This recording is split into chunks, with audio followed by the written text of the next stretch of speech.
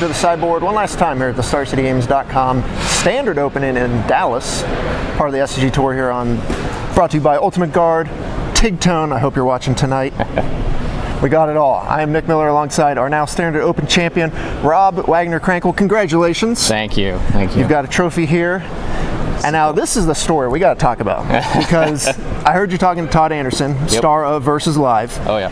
And you were kind of spending some time at work watching Versus Live, trying to figure out what deck to play. Mm-hmm. And Mono Blue was the deck they were testing and running through the gauntlet, and you said, hey, this looks what I want to be doing. Oh, yeah. I was watching that. I watched Ross Merriam just kind of win by the skin of his teeth a lot. He was just going.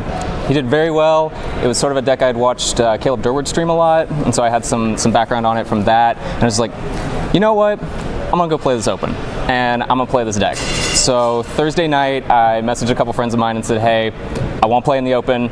What do you think of X, Y, and Z deck? I was told Drake's wasn't good. Nobody had Sultai for me to borrow. And so I was like, who's got Mono Blue? And so my friend gave me Mono Blue. We drove up here Saturday morning, and the deck did not fail me at all weekend. Right, and it was the big talking point coming into this weekend. All of the content was on Mono Blue. You know, Alex Hayne earlier in the week took #1 on, Magic Arena on the ladder, and then everything kind of started cascading from there. The article started coming out. There was a 2-hour game podcast about it. And you took Alex Hayne's sideboard guide and list and kind of put it to work this weekend. Yeah, I did not have enough time to test the deck at all. I played maybe 2 matches total, and so I went with what Hayne had put down, and it worked for me. The smart man, he knew what he was doing. All right, there's people out there who are naysayers about this deck. I gotta say, at the beginning of this week, I was not sold on it quite yet. But a lot of people showed up. It was the second most popular deck in day 2. The matchups for it were there. Of course, Mono White, the bad matchup, was there as well. But outside of that, you guys seem to have pretty smooth sailing with this deck. Yeah, I played against a lot of Sultai on game 1 or day 1, and that was a very easy matchup.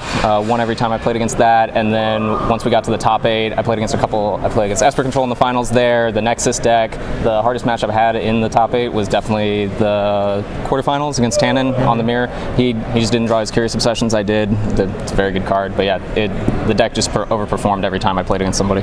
Okay, and what would you say the deck needs to do moving forward now that everyone is aware this is a thing? Took down the biggest tournament this weekend. It's huge online.